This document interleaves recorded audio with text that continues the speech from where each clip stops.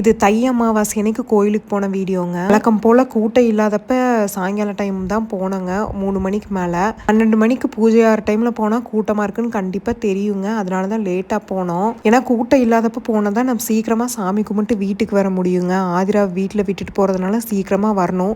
எப்படியும் ஒரு 1 hour 1.5 hours வீட்டுக்கு வந்தால் தான் கரெக்டாக இருக்குங்க. அவங்களுக்கு ஃபீட் பண்ணுறக்கு, இல்லைனா அதுக்குள்ளே அழுக ஆரம்பிச்சிருவாங்க. இந்த 1 month முன்னாடி கூட கொஞ்சம் விட்டுட்டு போயிட்டு இருந்தாங்க. இப்போல்லாம் விட்டுட்டு போகிறக்கும் முடியலைங்க. ஏன்னா மூஞ்சி பார்த்து பழகிட்டாங்க. நான் இல்லை அப்படின்னா சுற்றி சுற்றி பார்த்துட்டு அழுக ஆரம்பிச்சிடுறாங்க. அதனால இப்போல்லாம் எங்கேயுமே பெருசாக வெளியில் போகிறது இல்லைங்க. அவங்க கூட்டம் இல்லாதங்காட்டி போனதே சீக்கிரமாக சாமி கும்பிட்டேங்க. நான், அன்வி, அப்புறம் அத்தை பொண்ணு, அப்புறம் அவங்களோட குட்டீஸ் 2 பேர் வந்திருந்தாங்க.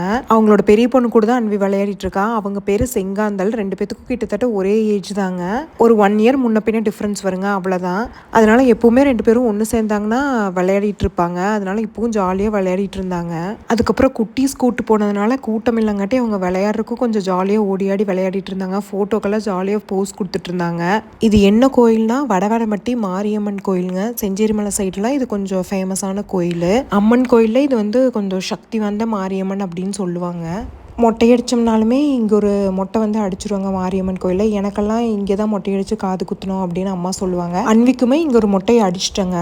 சாமியெல்லாம் நல்லபடியாக கும்பிட்டு வீட்டுக்கு கிளம்பி வந்தாச்சுங்க.